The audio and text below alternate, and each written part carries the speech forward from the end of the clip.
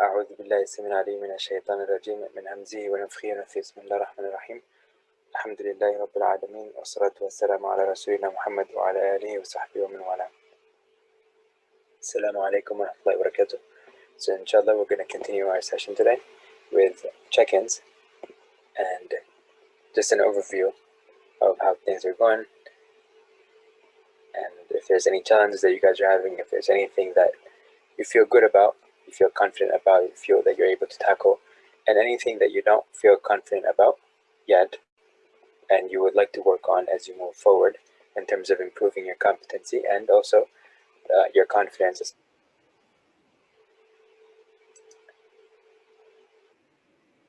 So normally what happens is when we don't feel confident or competent in something, then we end up getting overwhelmed and frustrated.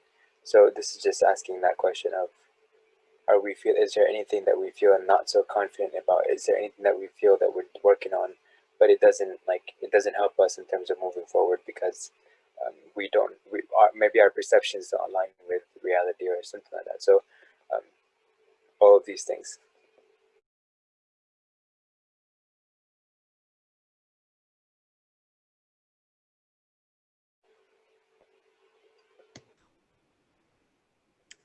Challenge activity here. This is where the recording will resume each other. So there's somebody, a female reaches out to you. So this is a wife, right? She reaches out to you, whether it's via email, text message, or call for help. She calls.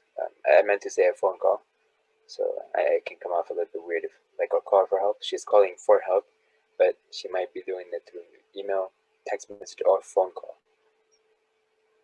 And she knows that you're a community leader, or maybe she's somebody that you know, like a relative or somebody like somebody that you know. And then she mentions that her husband is treating her badly. She tells you that he uses bad language with her, puts her down, insults her, maybe mocks her, and does not spend time with her. She says he is spending a lot of time outside and does not help in the home and makes her look bad in front of her friends. And every time she speaks, she tries to speak with him, he gets upset and leaves or stops responding. Like he just stops talking. And she says that she's had enough and she would like to get a divorce as she doesn't think he'll change. She tried getting help before, but it didn't help, and now she's asking you for help. How do you respond? So don't answer the question. Just think about it, reflect on it, and we'll go from there, inshallah. So, really quick. Sorry, I just exited out here. Yeah, so we are focusing on step number 3. We talked a lot about step 0, step 1, and step 2. And we talked a little bit about like milestones and checkpoints. So just keep this in mind.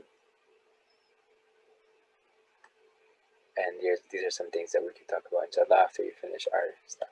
So before I continue with this, inshallah, this is something, by the way, that we've already, this is the, step 2, the point B, right? And we got to point A, and we didn't really finish point A. So I have some room over here for you guys to add on. And then we have the next step after that, which is the checkpoints and stuff like that. So we're going to do that inshallah afterwards. But let me show you something really quick before we get there.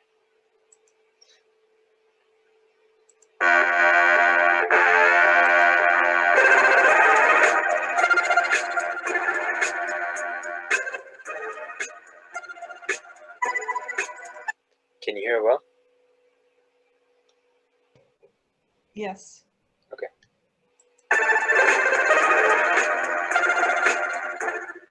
Okay, so in this video, we're going to be talking about change blindness. And change blindness is something that comes up a lot in cognitive psychology, especially when people are trying to test memory. So before we get into it, change blindness is when you get to focus on certain things and you forget about some other things. Like you don't notice, not forget, but like you don't notice other things. So for example, you're fixated on something. A magician is doing a trick, for example, or whatever, and you might not realize that this surrounding might have changed while the thing was happening. So you just fixated on the things that you were being directed towards, and you didn't actually get to see the bigger, fuller picture, and so you didn't notice the other things that happen in the background. Okay. So when we talk about memory, we mostly focus on the short-term and long-term forms of memory, but that's not the whole story. We also have sensory memory, and you can kind of think of this as a short-term memory. So to illustrate the sensory store, let's do a quick task. Here are the instructions. You are going to see two images, and they are identical, almost. They are different in one significant way. Try to find the change. Get ready. 3, 2, 1.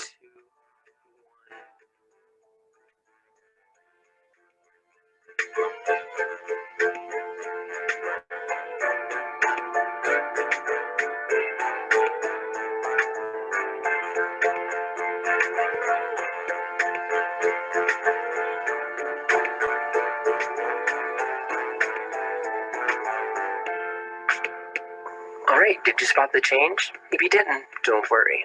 Most people find this actually really difficult. The 1 second visual mask that you saw, that interferes with everything in your visual sensory store. That's also called your iconic memory. Let's try this one more time, but this time, let's use a 100 millisecond visual mask. All right, get ready. Here we go.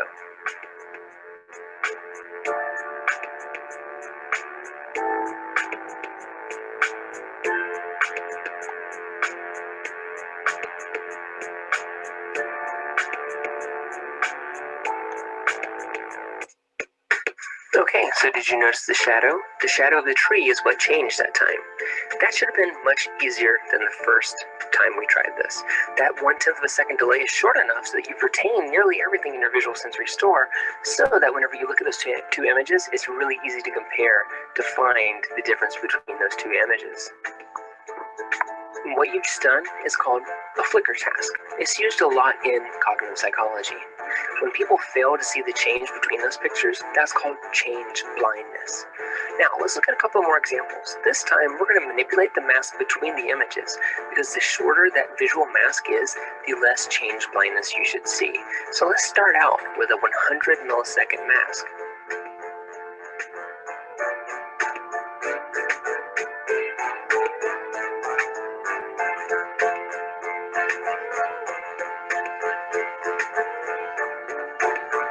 So have you noticed the change yet? If you haven't, don't really strain your eyes, just kind of look at the full picture, and it may pop out at you. Do you notice the colors on the girl's shirt?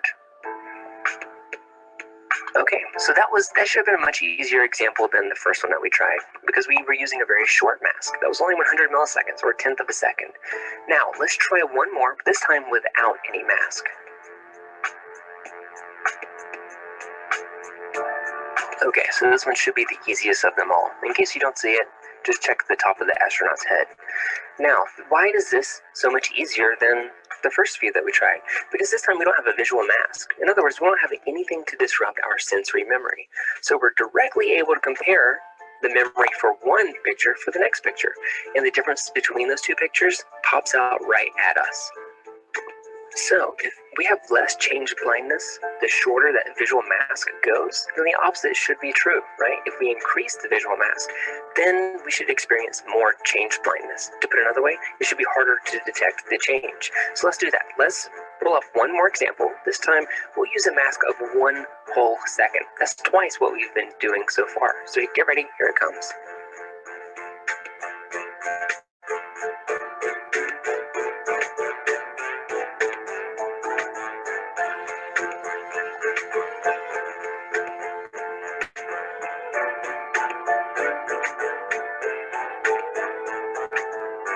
Alright, so this should be considerably harder than all of the other ones you've done so far. Now the weird thing about this is that I actually expanded the total play time. So, for example, the other ones that you looked at, you only got to see the pictures for about 1.5 seconds.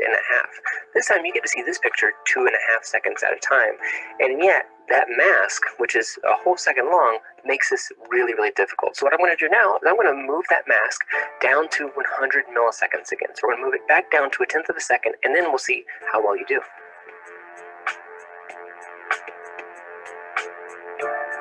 So remember, don't necessarily scan across the picture. Just let your eyes wander. Just gaze upon the picture. And with the short mask time, it may pop out at you. If it hasn't yet, that's okay. This is a little bit of a tricky one. So what I'm going to do now is I'm just going to get rid of the mask completely. And that should eliminate any kind of effects of change blindness that we see, because we'll be able to directly compare one visual image with the other visual image that's held in our sensory memory. Yeah, and now it pops out at you, right? So now we don't have any change blindness any longer because we're able to directly compare those two images held in our sensory memory. So, why does this actually happen? It's because iconic memory allows us to perceive the world as a fluid experience. It's not fragmented. So in that way, this is a good thing. These very small changes in our environment, like what you saw in these pictures, are rarely that important, and so we have a habit of missing them. So, let me give you two more examples, and both of these are going to be video clips. Just watch them and see if you can spot any kind of change, just like you did in the flicker task that we just did. Alright, here we go. Hey! Forrest! How you doing? Come in, come in. I got your letter. Oh, I was wondering about that. This your house? Yeah, it's messy right now. I just got off work. It's nice. You got air conditioning.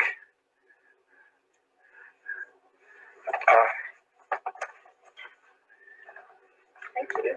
I ate some. Hey, I kept a scrapbook of your clippings and everything. There you are. This, I got you running. I ran a long way for a long time.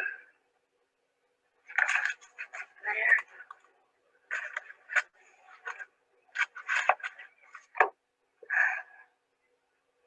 Listen, Forrest, I don't know how to say this.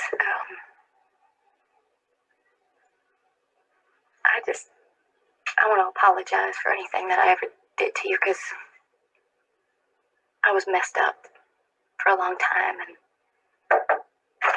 yoo-hoo! Hey, hi! Hey, you! This is my old friend from Alabama. How'd you do? Okay, so did you see the change? If you didn't, that's okay. It was kind of an innocuous change. It wasn't really important, had nothing to do with the plot. It was just something that was going on in the background. When we first enter Jenny's apartment, we see that this iron is upright. Now, after they've been talking, now we see it a few seconds later on its side, face down. Now, we didn't see any character touch this, and it's very unlikely that there's a poltergeist or anything like that that's affecting this. It's just a continuity error. We experience change blindness all the time in movies because these changes rarely matter. They're not that important. Let's look at one more example.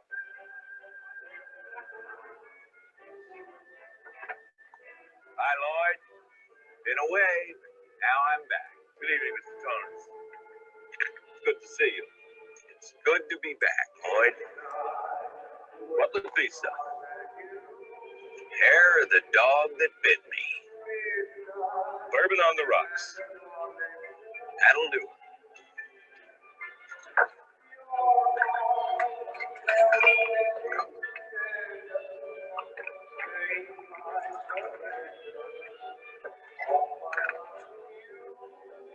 No charge to Mr. Torrance. No charge? Your money's no good here.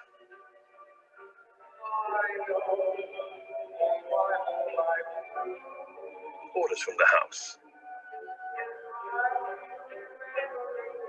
Orders from the house. Drink up, Mr. Torrance. I'm the kind of man likes to know who's buying their drinks, Lloyd. It's not a matter that concerns you, Mr. Torrance. At least not at this point.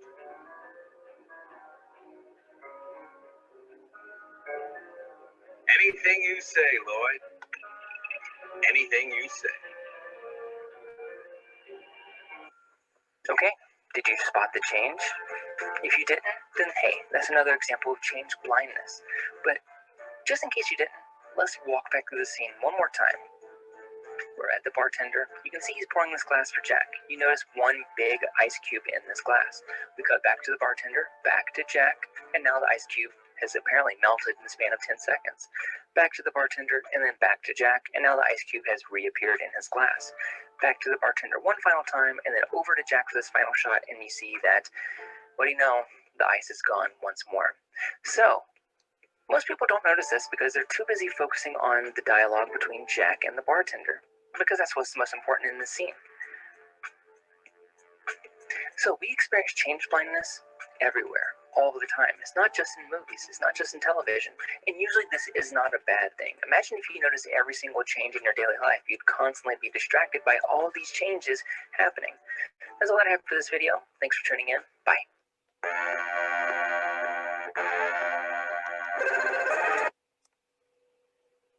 Okay, so back to this, and let's continue with this, and I will make a connection to the video in a little bit, inshallah. So far we had this right here, and we had this right here, and I wanted to see if there's anything else that you had in mind that you wanted to add to these two slides before we continue.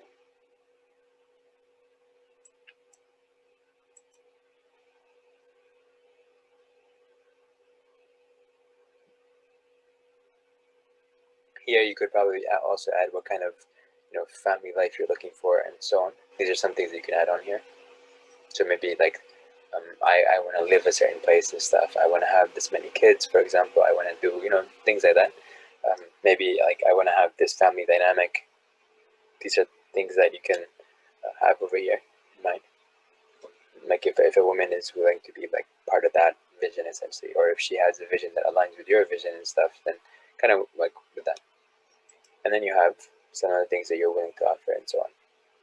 And again, here you can also mention what are some current dreams and ambitions that you have, and so on. So is there anything else that you guys wanted to add in here before we go to the next one?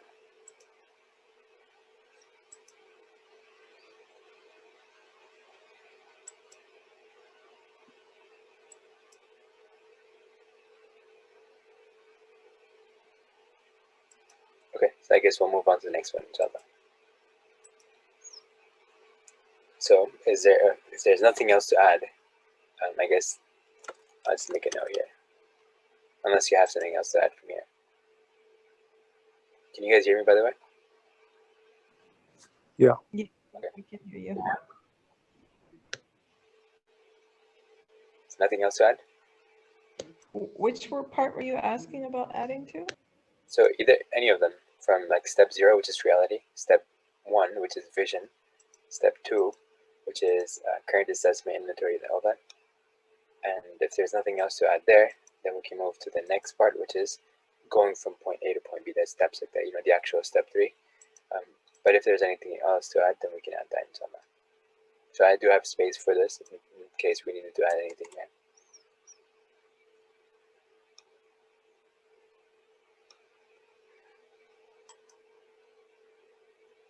We can also add here if you want to. I'll just add it here and decrease the font size.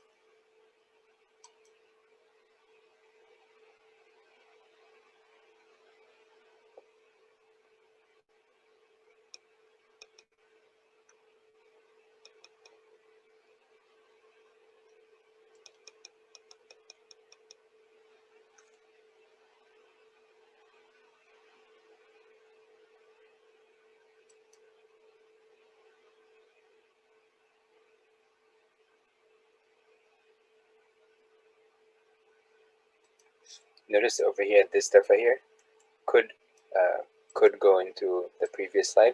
However, in this case, these things can also change depending on some discussions and things that the other person might have. These might not be hard, what do they call them? Hard. I can't remember the word, but they're not like hard requirements essentially. Let's say. So these could be different. If they are hard requirements, then that could go over here in the vision part of it. And you say, I don't want to let go of this. This is like something I'm holding on to as things that I'm looking for in another person. And if their other person's things align, then that's that, right? But if there's nothing else, then I'll say not nothing else, and then we'll go on to the process. Okay, so in the process, is there anything that you guys have in mind and how you would approach this? You have an idea where you stand. You have an idea of where you want to get to. Maybe you're in the step 2, kind of figuring out where things are. You can also kind of figure out like what your circle looks like right now in terms of like who do you have contact with that can help you find a wife, for example, or somebody to marry. Something about like, let me actually mention these things right now. So is there anybody, like, where do people usually go to find spouses? We said that this is like relatives and online sites and stuff. So yeah, what kind of, actually, I don't think we mentioned this here, but maybe like if you're looking for a particular age group, this is the age group for the person marrying. But usually, what is the age group that you're looking for in terms of your search requirements and so on? Are you looking for a particular age group?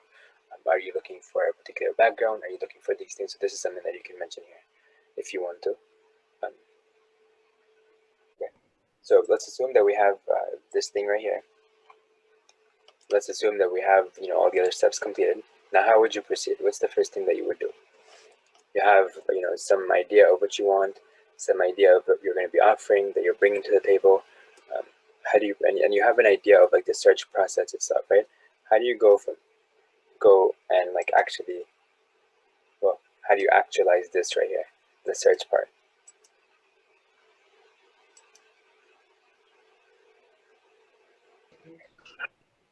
Wouldn't you just use those sources that you mentioned there, whether it's online or relatives or whatever? Okay.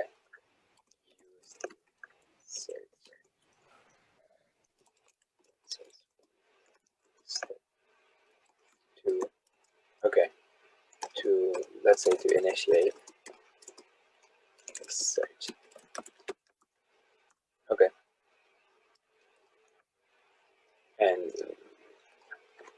how would you actually proceed if, let's say, a person has some criteria that matches with your stuff, right? So there's alignment in those things, in certain things. Obviously, you're not going to find somebody that has, generally speaking, that has everything that you're looking for and stuff, and they are not going to find everything that they're looking for and stuff. So here you might say, for example, focus on prioritize. Let's say prioritize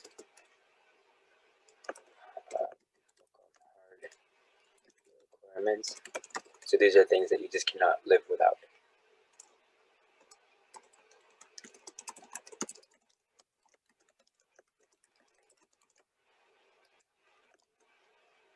So we'll call them preferences. Okay, what else would you do? How would you proceed in terms of, like, let's say you find somebody. Well, what's the next step? Find somebody that seems to be meeting those requirements. What's the next step? This is not a person who has been finalized yet, but just somebody that like came in your search, like the criteria were similar and so on. You would ask people that might know them, that you know. Okay. So reach out to those who know this person. Okay.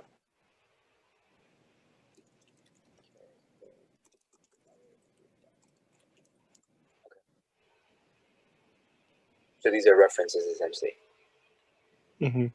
Okay. What else? Like next after that? Yep. I mean, if everything checks out, then you would find a means to contact them. What ideally it would be like to their parents. Okay. Maybe like this person, like the guy, the male, reaches out to their father or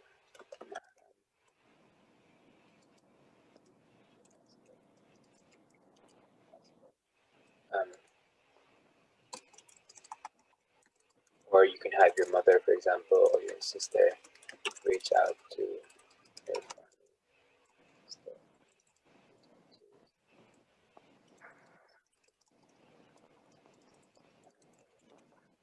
Okay, that could happen too. Like sometimes your mother might have found somebody, so you can ask her to reach out, and then she reaches out to the girl's mother, for example, and then they start a conversation. Or maybe your sister knows that person, then like she can start asking some questions. Generally speaking, like you maybe not spook the person, just kind of like ask her about her interests, what she has in mind, and stuff to kind of get an assessment, right? So here's what we're gonna do. Like we'll say, this is to assess the criteria from. So see, like, what she has in mind, if there's any overlap and stuff like that. Or are we saying that that's already been done in the step above? No, those are separate steps, I think. So the first step would be just kind of initiate the process. You found somebody that it seems to match them, but you haven't actually like verified that match. Is that what you're saying? Yeah. Yeah. Okay. So now this person is somebody that you're actually testing if, in fact, from their side they have these criteria. Any kind of like, so you're kind of gauging the criteria as match by actually with the woman's side. Okay. So let's say that things actually do work out. What's the next step? Like, not work out meaning like there is some overlap in terms of the hard requirements. You guys Like both, there's mutual interest. yeah, like there's mutual interest, let's say, or like the requirements are sort of like overlapping and so on. Then you'd arrange a sit down. Okay, arrange a sit down. The two sides. Obviously, you don't want to have like private conversations and stuff, especially like without the family like being aware of it at least, because oftentimes it can lead to things that we don't want to get into.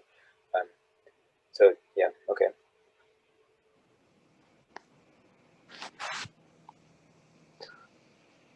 And I guess after, like you would do this as many times as necessary, I guess, Okay, to so make sure we're on the same page. repeat as needed. If obviously the first one didn't work out, then you would repeat. Okay, so this is a point, like a step-by-step process, and you could do, for example, you would do like one at a time, one at a time, one at a time. Don't usually.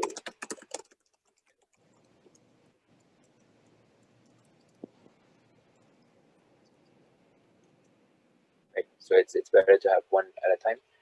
If you have like multiple people you're considering simultaneously, and they find out and stuff like that, that's not good and stuff. And also, it's not good on your side because then you're not really like you're most likely not investing in like you're not really focused on one person. You're kind of like split multiple things, and so it might actually work out for you because you may not be so committal in these processes and in these steps over here. So if you just focus one at a time, and also if you commit to a person, like you want to get married, like you guys decide, okay, things are matching and stuff, and you guys say that we want to get like we want to get married, the families are okay and stuff, everything's good to go now, but you haven't actually got married. So aesthetically, there is no such thing as like engagement and stuff, where it's like they come together and they like say like the Fatiha or whatever and stuff, and they give you like engagement rings and stuff and all that stuff. That's not like the process.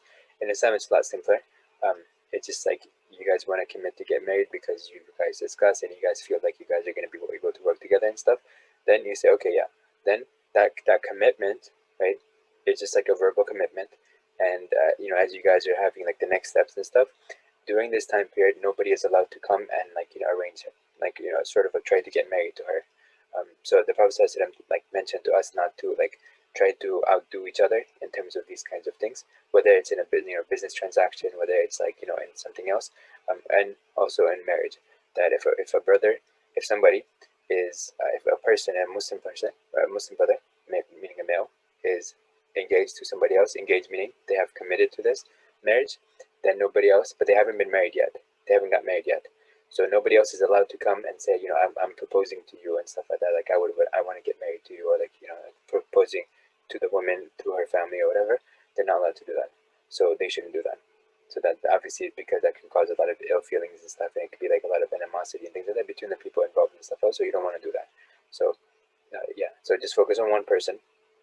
When the person is like, if the thing works out, great. If it doesn't work out, then you cordially kind of step back and say, okay, now we're going to move on, and both sides go their own way and stuff, and that's it. Okay, so now let's say that things are happening and you guys get married and stuff like that. Then what happens? Now, Islamically, the best marriages are the ones that are done very easily and stuff. They shouldn't be like ginormous and stuff like that. Like there's a lot of debt involved and stuff, and a lot of all that stuff that happens, because the Prophet discouraged that, and he encouraged like easy marriages and stuff. And if we complicate things and there's a lot of debt and like interest and all that stuff involved, then that can have negative impact on the marriage and stuff. And then also initially, if a husband comes in and he has like a lot of debts to owe and stuff like that because of this, then initially that can have like negative consequences in terms of how not just like initially but throughout, where a person feels like I did so much and stuff like that, and maybe like they feel like over um, what's the word, like when you feel sort of entitled, yeah, so over entitled, when they feel like, well, I did so much for you and stuff and you have to pay me back essentially and stuff in certain ways and stuff, right? So sometimes that can come in as as the marriage proceeds and stuff like that. So let's say that a guy's side spends, like, for example, $200,000 for the wedding and stuff, not because they had the money to do it, but because it was like a cultural thing to do. um, and it's like that in Arab culture and Desi cultures and other places, and so there's a lot of like money that goes into it, right? But at the end of the day, the negative consequences of that is that the people get married and then they don't have money, or they have like debts and stuff like that, and then there's like this like stress that comes in that doesn't need to be there. um, like if you know that the husband is a good person, then that he's going to spend on the family and it's going to be nice and generous to the wife and stuff like that, then in that case you don't need to like have that big thing where you're trying to do something for all that, because at the end, if he doesn't have the money, he's not going to be able to be generous as you thought he would be and stuff, and that can cause problems and stuff. So if they're millionaires and stuff, then that's a different story. But in this particular case, it's important to understand that the most important thing over here is the relationship, to facilitate the relationship between the husband and wife, and to help make it as optimal as possible without having to like get into like conflicts and stuff like that. So let's say the marriage is happening now. So simpler marriages, simpler and easier marriage. Don't overburden. So don't overburden your side. These are the ones that are encouraged in Islam.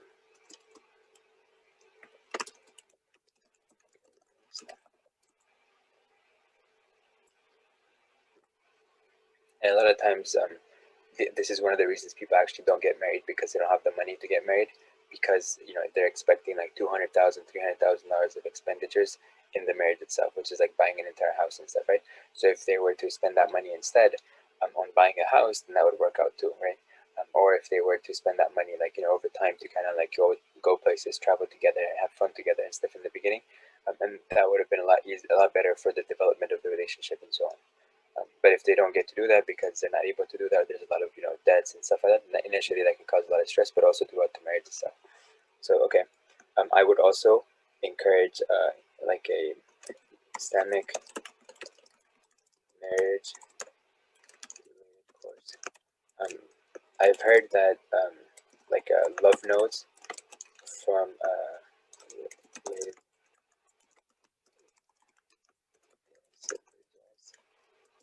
through Al Maghrib has been useful for some people, so that could be something you guys can get into. There's you can also go into other courses. I know the Gottman Institute is another one. Institute. Yeah, so there's that one. And the husband and wife couple, they've been doing these kinds of things for a long time, and they have books that are really useful and stuff if anybody wants to go into. John Gottman has a book, and he's working with his wife. I believe her name is Julie Gottman, so that's something that you can also look into. I think somebody check.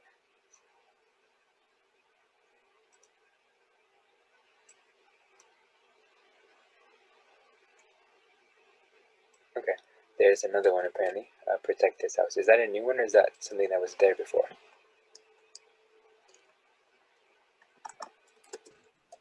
It has been done by Sheikh Yasir Berjas and by Sheikh Abu Isa, and it's very, very good because it goes from the process before marriage and then all the way the typical problems that are encountered in marriage and how to avoid them with families and such. Those are definitely good ones to look at. I know Yasir Berjas has been doing this for a very long time. He does a lot of relationship counseling and things like that, like Islamically, and I don't know if he has. I don't know if he actually. I believe he had gone through some training, like from outside the Islamic world. So he has both, I believe. So This is my understanding, but I could be wrong. So if somebody can fact check that, that'd be nice, inshallah. So he is one of the good people to like reach out to in any of these kind of situations. I know Yasir Qadi also had something that he had been doing some time back. He had like a series that he did. Right. So that was That one is Like a Garment. like a garment. Okay, yeah. Yeah. And it's available through Discover You, I believe is the name.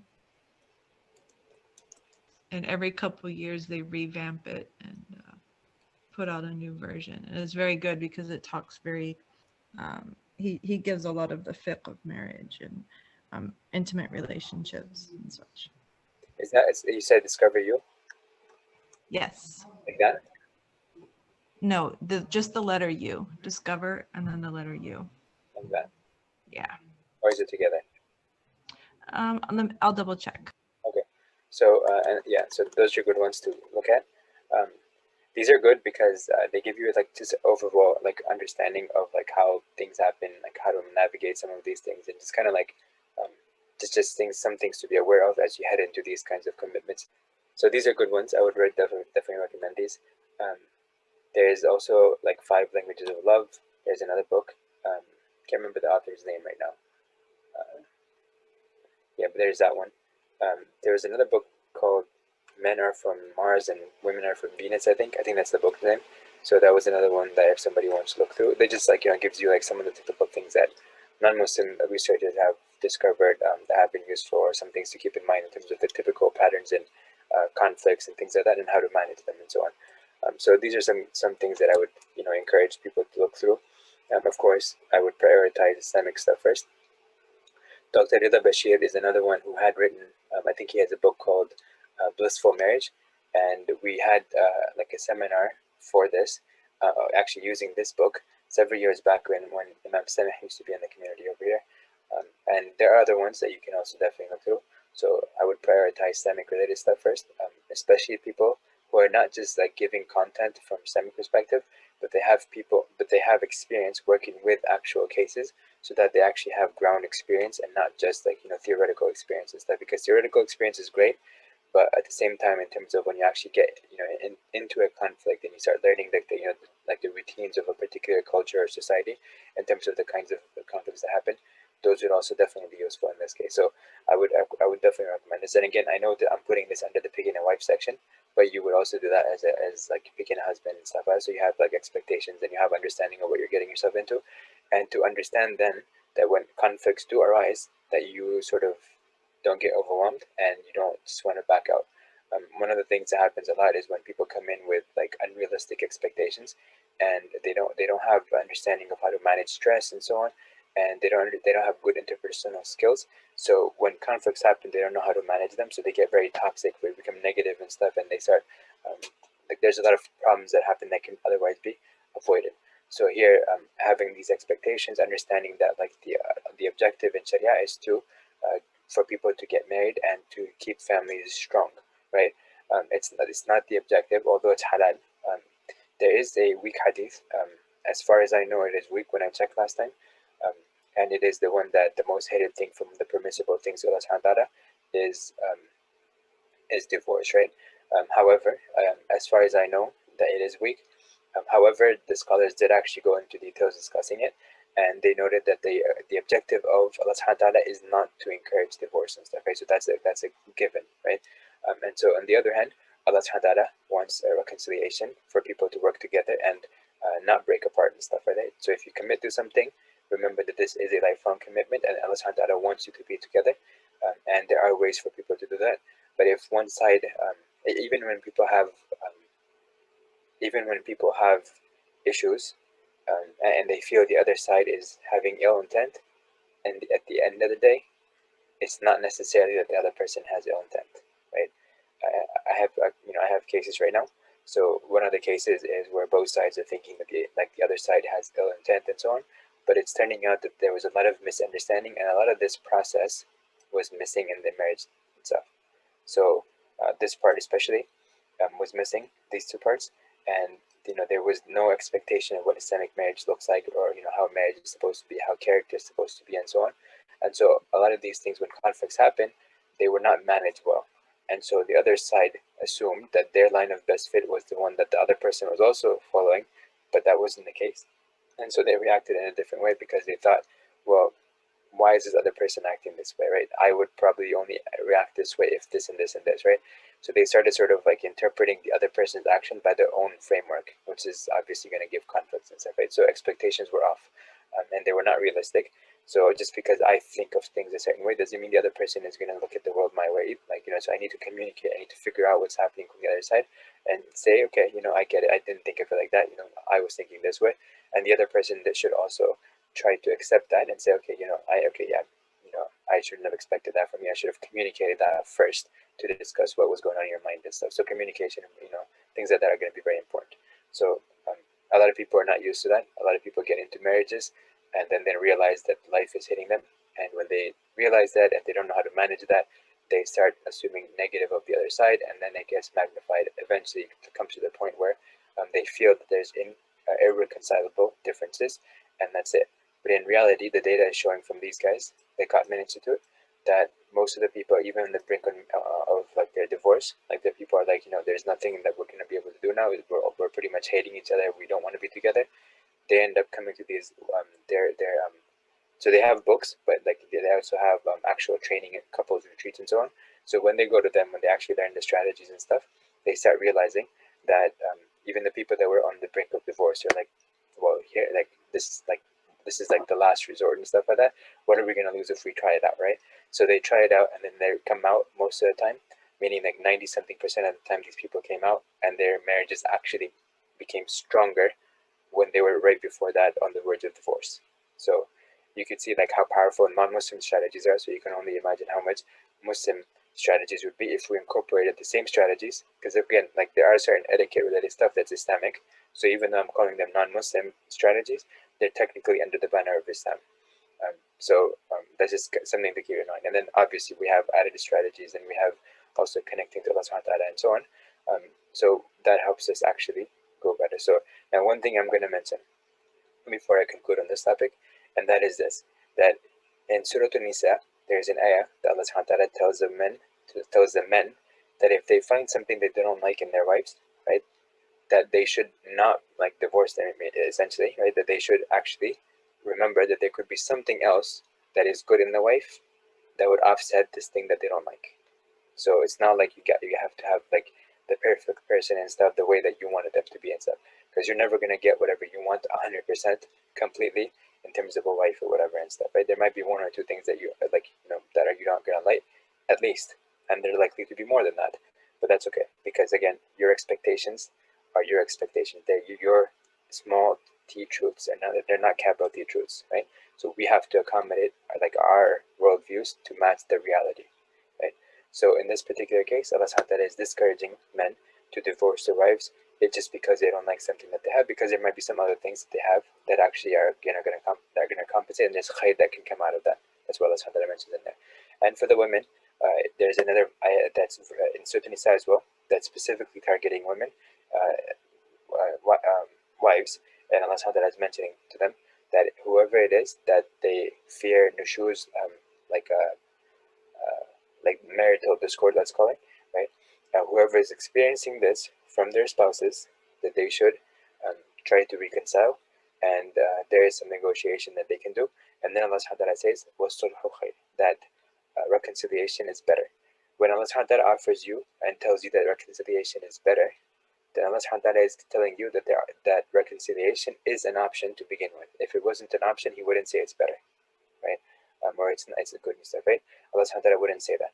So it wouldn't make sense for Allah subhanahu wa ta'ala to say that, right? So we know that there was one time it said that the Prophet ﷺ divorced one of his wives, Hafsa, the daughter of Umar ibn Khattab, because of a situation that happened, and he divorced her. So Jibreel alayhi salam, Allah subhanahu wa ta'ala sent down Jibreel alayhi salam to take her back, to have the Prophet ﷺ take her back, so that it wasn't like a permanent divorce and stuff, right? So the Prophet ﷺ took her back, and the reason was because she had certain righteous actions that she used to do, and so the Allah subhanahu wa ta'ala was teaching the Prophet ﷺ that there are certain things that you should prioritize over other things. If the person has these things, then they're good to go. You don't have to divorce them just because they don't have everything else, or they don't have the secondary things that you're looking for, but they have the first things. So deen is going to be the most important thing. If the person has good deen overall, or they're trying their best and stuff, even if they're not like the top level, that's okay. Now people have preferences. Divorce is legal, and it's allowed. Legal meaning like it's permissible, but it is not the objective of Allah subhanahu wa ta'ala. The objective of the Sharia is to help people actually mediate and like reconcile and work together, because otherwise it ends up affecting people in many ways and stuff. And a lot of times you're going to notice that there are some statistics on marriage related stuff where broken families tend to have cyclic breaks in the family. So meaning like it becomes generational. So if one it goes one place, and then like the next generation is going to have the divorce as well, or conflict in marriage, and it's going to go on to the next one and stuff. So some things to just keep in mind, inshallah. I'm going to stop over here with this, and I think I put this in the wrong place. Let me say here. I just want to note that for Discover You, it's discoveryoulife.com. So one word, right? Yeah. Discoveryoulife.com. Okay. Got it. Like that. Discoveryoulife.com. Okay. So these are some things that you guys can explore, inshallah. And remember that like the objective of this is for us to reconcile as much as possible. A lot of times people do reconcile, but they're not trained in reconciliation, so they don't know how to do that. And so a lot of times it actually escalates the problem instead of de-escalates the problem. And so you should try to get a mediator involved who has training or who has like background in Islamic stuff, but they also have training in the strategies that are necessary in marriage therapy and things like that, marriage counseling and so on. So they should have some background in both. Oftentimes you're going to find that people only have one or the other and not nothing, so that's going to be an issue. So try to find someone that has like a comprehensive understanding. And so for me, when I go into these cases and stuff, I have to make sure that I reference back to multiple different fields, I guess. So from the Islamic perspective, but also other strategies that I use in other arenas and so on. And then I end up being able to kind of figure out how to manage these things better. I noticed that most of the time people don't have these skill sets, and so even if they reach out to like somebody like an imam or something like that, it doesn't necessarily mean that that person is trained in everything. So just be careful, and just keep in mind that if you have a team that's working, that's even better. But most of the time people work individually, and they only have one area of expertise and not multiple areas and stuff like that. So if you can get access to somebody that has more comprehensive stuff, that would be very useful, inshallah. And again, remember that a lot of times perceptions can have an impact. Just because you think that the other person is thinking a certain way doesn't mean that that's actually what's happening. You should consult, you should contact, you should reach out, you should communicate with the person and have sit-downs and stuff. If you're not having daily sit-downs with your spouse and just kind of like catching up, kind of figuring out what the person is going through or what they have in their mind and stuff, what ideas that they have, kind of actually trying to understand the other person's perspective.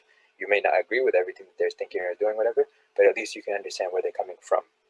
If you're not doing that, then you're likely to have a lot of issues and stuff. And even if you don't talk about them, they're going to build up over time, and then they're going to be a breaking point after which things are going to fall apart. So just be very careful of that.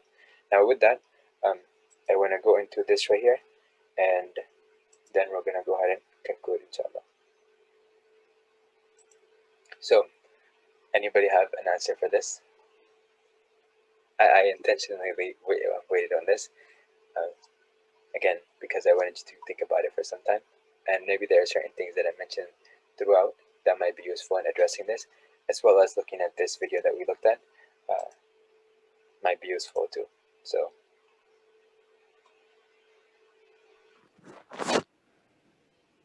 this is the connection, by the way. I mean, from what we went over, it makes me want to ask her about the process that she went through, getting married to this guy, what they were both looking for, and how it all played out and stuff. But also that's she's gonna take it as you blaming her. Yeah, so you got to be careful. Yeah, so I see what you're trying to get at. Maybe you can rephrase how you speak about that, right? But what is the first thing that we said last time that you should always try to do? You should understand the situation better, get more details about what's going on. Yeah, I can like this That's why I'm mentioning this. Yeah. I guess you should see what both these people are like as individuals.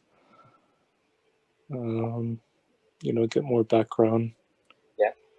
Okay, so you would try to figure out more details by asking more questions and stuff. So this, again, the first conversation is typically going to be something of an understanding one. So you're just trying to figure out what the person is thinking, kind of getting an idea of where they're coming from and stuff, right? This is not a decision-making session here. Sometimes they want you to give it like a decision or try to help them out and stuff, right? But you don't want to be haphazard. You want to take your time, like figure out the situation. But the first thing is that a lot of times they're going to call you when there's usually like a conflict that recently happened, for example, right? So in the heat of the moment, they're calling you and stuff. So what do you do then, right?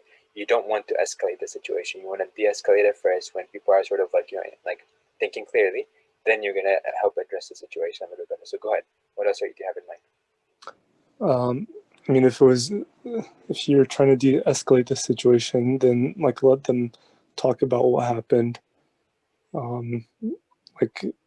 Show them that you're understanding, like you see what about it is wrong and stuff, and you see where they're coming from, and yeah, let them talk, let them vet for a little bit.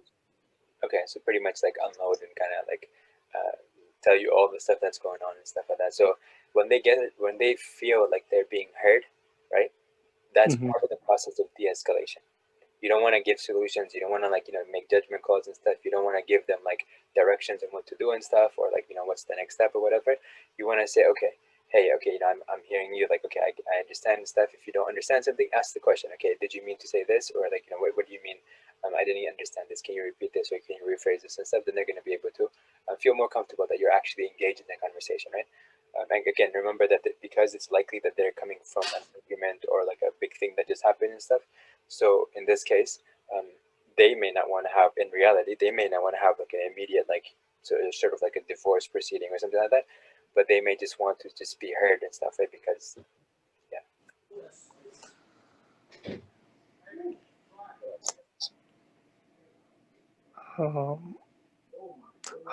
Would you, in this same first session, I would imagine you need to actually help them solve the issue in another session, not this one. Not this session, no. Today, I mean, in the first session, you're just trying to understand what's happening, and you're just trying to let the other person feel that you're going to help them if they need any help, but you're there with them essentially, right? Again, and if there's anything that you can help with and stuff, if they would like to talk about something, if you need them to, like, if they need anybody to talk to besides you and stuff, any of that stuff, then you're just there as a support system for them. Yeah. So, do we talk about the next session with them? You can talk a little bit about that, but just like, what else could you talk about in this case, like in the first conversation? What are some things that you would do? What are some strategies that you would utilize? If you want to think, take a second to think about it, go ahead. And if Sister Tara, if you have anything, then you can also mention. I mean, you could go ahead, Sister Tara. You're going to say something. I was just going to say, the first session is active listening and then trying to calm the situation at the moment, just to bring them from a highly agitated state to a more calm one. So you would let them speak and then, as you said, clarify any points that you're not understanding. And then they feel like they are being heard, even if it's not by the person that they really wish was hearing them. It's somebody who thinks may be able to help them. Yeah. And sometimes, they might be calling just for the sake of venting, but then they're like, when they talk through it, or when they actually voice some of the things that they have, then they're like, oh yeah, I could probably just go talk to, like it may not even be that the situation that they're describing. It may just be that they just had that conversation because of something happened that particular day. And so they're just narrating to you that particular day's events, and not something that is a recurring thing, or even like like a fundamental flaw in the marriage or something, or like a conflict in the marriage. It might just be something that happened, and in the heat of the moment, they might be stressed out or whatever, and stuff themselves, and then like this conflict happens and stuff, and I just kind of escalate the situation even more, and now they're just like get like it this went to this level and stuff, right? So it may just be that. So yeah, just listen, understand. Empathetic listening is kind of feeling with the other person, right, as opposed to like for the other person, right? So sympathy versus empathy. There's a person named Brene Brown, and she has a short video clip online on YouTube. You can check it out, and this is where she discusses empathy versus sympathy. So empathy, she says sympathy is more like at least you have this or whatever, kind of like but when it comes to empathy, you can sort of like go back and try to figure out like a time when you sort of felt something similar, or at least you try to like help the other person feel like there might be a time where you just say like, I don't know how to feel, like I mean I don't know how you're feeling, but I want to be there with you. I want to, like, whatever you're going through, I want to stand with you, and I want to go with you and stuff, because I want to show you support and stuff. I don't know what's going on, and I can't imagine how much pain you might be going through and stuff, something like that, right?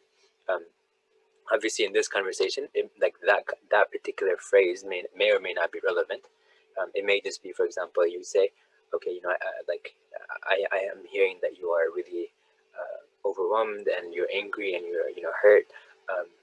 Would you like to talk more about this, or is there anything that like you want to do? If is there like whatever you feel is necessary based on that conversation. So maybe, and you don't want to say like, okay, he must be a bad person or whatever about him, because you don't want to like actually put some thoughts in her mind that might not have been there to begin with, or may not actually represent reality, but you just want to make the other person feel like you heard them. So you can say, you're feeling this way. You can ask them to, or you're feeling this way, maybe you're feeling this way, whatever. If they like if they are speaking about things, you say like, I'm understanding that you're feeling this way. And if they say, no, I'm not feeling this way, okay, like I'm sorry, like, can you clarify? I might like to understand how how you're feeling, or something like that. So and you can also do reflective listening, which is where you ask, where you sort of summarize and you ask them a question, and you say, is this what you mean? And if they say yes, then like you're good to go and stuff, right? So empathetic listening, kind of like listening with empathy, as if you are living a memory or a pain that they might be experiencing, and so you understand what that feels like and how overwhelming that can be. So you might not have a response even because you don't know like how to like address that yourself, for example, or maybe you do, and but you just don't want to like mention it in a way where they feel like you're giving them solutions and you're not just hearing them out first. Like sometimes like you might give solutions and a person feels like, well, you haven't even understood the entire situation. How are you going to give me solutions for something that you don't even understand what the problem is, right? So just hearing them out, making them feel heard, is a very good first step. As you move forward and the next, let's say the next conversation and so on, you can proceed from there. I had a situation one time. Somebody had emailed me anonymously, and they asked me, they had some conflict with their spouse. Anonymously meaning they made a new email account or something like that. So they reached out to me, and they asked me a question, that they had a conflict with their spouse, and there were certain things that the spouse was doing that made them feel a certain way. So they reached out, and one of the first things that I had to let them know is that like, this is not you. This is not like you're not at fault over here, right? Meaning like there was something that I can't go into details about because I don't want to go but anyways, in this particular context, the person was feeling a certain way about themselves, and like I could see, like I could hear that in the email that they sent me, like hearing, meaning like I could read, when I was reading the words, I could hear, I don't know if that makes sense, but like you can get a feeling of what the person is feeling, right? So anyways, one of the things is that I assured them that this person, the husband, is not doing this because of whatever situation, like because of you, and like how they don't like you or something like that. And the person responded, and they said that like that was one of the first things, like that's one of the things that really like made them like feel good, because that was one of the biggest concerns that they had. They felt like they were at fault for whatever happened and stuff. So a lot of times they might be talking to you in a way where they seem to be blaming the other side, but they're actually trying to tell you that they feel that they are the person at fault over here. They don't feel confident about themselves in terms of like the situation. They might feel like they are a reason why the situation is happening, and it could be a lot of times that this happens with females more, So some sort of confidence booster can help in this case, but you got to be strategic not to make the other side look bad, or to implant in this person's mind something that may not be true, until you figure it out. Even then, that's not a good idea necessarily, because you are trying to help and not harm the situation. Do you guys have anything else in mind? I was thinking, like with the empathy thing, would it be good to share a similar story? Like if you have like any sort of similar experiences that they went through, or is it not a good idea to share your own information like that? It depends. If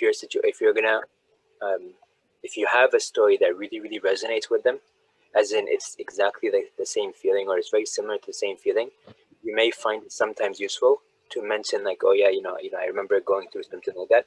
But obviously, if you're married, or you have been married and stuff like that, and they're talking about marriage and stuff, you don't want to like put your spouse under the bus, essentially, right?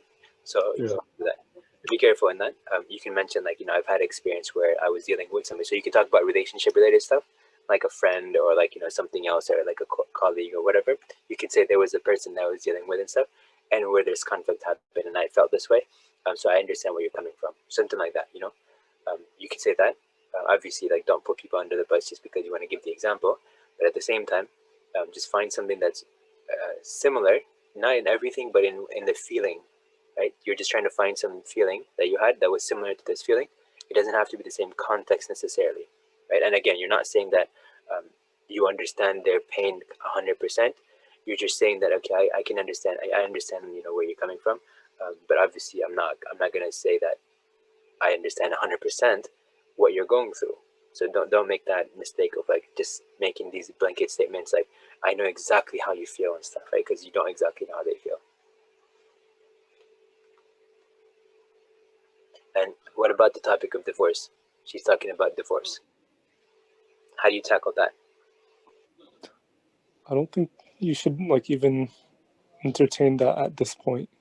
Like, not in the first session, or not even that. Like, you have to wait until you come up with your solutions and stuff before even bringing that up.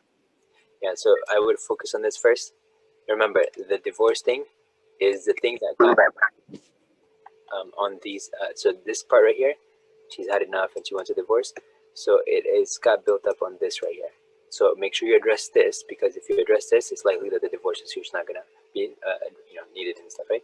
But try to make her feel that if she keeps mentioning divorce, then you could mention, for example, that we can explore that, but there's going to be a process that's involved in that.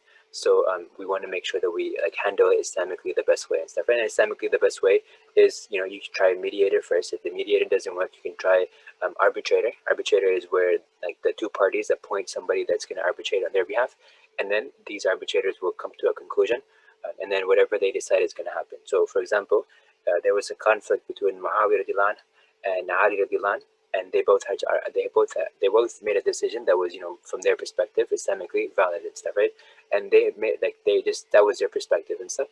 And these are both companions of the Prophet ﷺ, and they're both promised Jannah, obviously, because the companions of the Prophet ﷺ are promised Jannah in the Quran. So obviously, they were, well, like they were Islamically, they were righteous people, and so on and so on.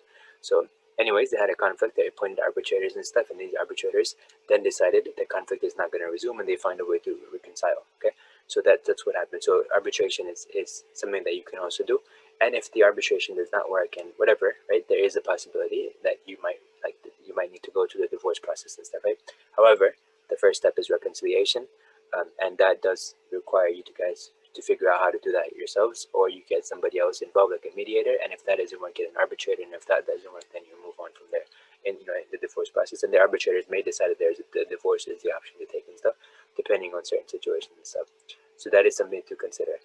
Yeah, so you can mention that if they keep on insisting, but if they don't talk about it, you don't necessarily need to address it, because even from their perspective, the divorce issue didn't come up until this stuff was mentioned. So, or they might have like given you like the divorce thing first, and then they try to explain the reasoning behind it. But nonetheless, that divorce thing is based on or built upon the other stuff. So address that first, focus on that more. If at the end of the day they keep on insisting, then you can mention, okay, if let's try to see if we can figure things out, and if not, then divorce is an option that we can pursue, but we want to make sure we do systemically, like the step-by-step procedure, inshallah. So that's it. So that person, if like feels content, you've de-escalated the situation by just helping understand the person's perspective and like where they're coming from, the pain, whatever like led up to that point. And if it needs to continue, then you can continue on with each other. And if you don't feel like you can handle this, do direct it to somebody else if you can. For example, in one of the masajid, a case came up, a sister came up, and she wanted to, like she said that, her husband wants to give her a divorce and she wants to reconcile. So then the case was directed to me, and I started, discussing with them. And alhamdulillah, then afterwards, after some time, after, there was some back and forth and stuff, but then we had some sit downs and stuff. And at the end, alhamdulillah, now they started realizing that both sides actually wanted, they were trying to be nice to each other, but they were misunderstanding each other and stuff. And now when they sort of like trusted the other person, they took sort of a leap of faith, and they reframed their perspectives and stuff, and they started trusting each other. And now alhamdulillah, they both are improving, and they're actually, like the wife at one point like messaged me and said that it's like starting off like starting fresh. It's like, everything is different now, like the way they're looking at things and stuff. And alhamdulillah, they're able to keep together. There's like the typical ups and downs and stuff in marriages, but like now they're actually looking at everything differently and stuff. So alhamdulillah, they're actually improving a lot. So that's that. There's also another case where divorce was a concern, where a wife was concerned about like she wanted to get a divorce, but then like that case came to me, or like my team, and it turns out that there was other things involved. And so in this particular case, there was actually magic related stuff that was involved, and so we had to do ruqya and stuff. And after that, like she would say, for example, if I'm in the house, I would want a divorce from him, but when I'm outside with my friends or whatever, then I'd be like, why in the world do I want a divorce from him and stuff? Because I love him, he's a nice guy, everything and stuff. But then every time she comes in the house, she's like, I just want a divorce, right? And so she was confused. And so when we the ruqya was done and stuff, alhamdulillah, magic was done, broken, alhamdulillah, then they were good to go and stuff. They hugged each other and stuff afterwards and stuff, and they were just like, everything was good to go, barakallah fihim. So that's also something to keep in mind and stuff. It's not necessary that just that those things are not going to be happening. That can also be a cause of the situation. So we usually ask them more questions, kind of probing questions, to kind of figure out what the situation looks like before we make a decision or before we proceed forward. So there are going to be cases where it's evil eye, it could be magic, it could be like just stress related stuff, it could be like bad communication skills, it could be like multiple different things. So you just want to get an idea of what's happening, and you don't want to make a judgment call very quickly and stuff. And some of these things that the person might say is gonna really hurt you a lot, because you're gonna be like, man, this person is going through a lot, and this person might be going through a lot. But there's two different things. There's a perceived negative feeling, right, or perceived reality that they're looking through or they're looking at, and there's an actual objective reality. So your perceptions can have an impact on how you feel, because you're perceiving the world a certain way, and that perception may not be the correct one, but you're still thinking that's reality, and so you take negative the result is negative feelings in you, right? And then there's the objective reality. So just because a person is telling you all these things does not actually mean that those things are happening. A person could be looking at everything that the person is doing, their spouse is doing, and the person might be a great spouse, but the way that this spouse is looking at this stuff is in a very, very different way, and that is causing a lot of pain and all that. So just be aware of this. Don't don't jump to conclusions. Don't judge the situation just because the person is telling you all these things. A lot of times, they might tell you things that may not actually be reality, but they're their perceptions. So don't assume that everything that the person is saying is true and factual. So be very, very careful in this, because you also don't want to think about the other spouse in a negative way, when in reality, in front of Allah subhanahu wa ta'ala, they're doing everything correctly and perfectly. So a few different things to consider in this case, and obviously that's why you should go through some training, and that's why I'm having these questions and stuff here, for you guys to really reflect on how to navigate these kinds of situations. If only people were to verify things, if only people actually sat down and tried to understand what was happening, you could have such a different dynamic in many of the families, many communities, and so on. Just because you would understand where people are coming from, you would understand why things are happening, and you can help them because you understand what is causing these kinds of misunderstandings or problems and so on. So very important for us to understand or go through some training, and that's why it's very sensitive when you work with people, to know how to work with them. So I hope this helped, and I hope that these challenge activities are in fact helping you guys out and helping you think critically and kind of evaluate things in a different way than you might have been doing, or maybe in like a more optimal way than you might have been, or maybe just reinforcing some things that you're already doing, inshallah. So with that, takeaways, and if you have anything you want to talk about, we can do that in the Q&A, inshallah. Other than that, I hope these sessions are useful in terms of helping you address whatever it is that you guys might be encountering. And now that we finished, inshallah, the step 3, I want you to see if you guys can apply them in your life in terms of other applications. But start thinking of also how we can reframe this now for a woman looking for a husband, right? So we're going to talk about that next time, inshallah. So I hope that we can get through this really quickly. If you already have something in mind, you can have it ready and then paste in the chat, and I'll just copy and paste it into here so we can move quickly. And then the next thing would be just kind of like seeing what other case studies that you guys want to explore, inshallah. So with that, your homework again is to do that. And I'll go ahead and conclude, inshallah. Subhanakallah wa bihamdik. Ashhadu an la ilaha illa anta. Astaghfiruka wa atubu ilayk. Jazakumullah khairan. I'm going to stop the recording. Stop.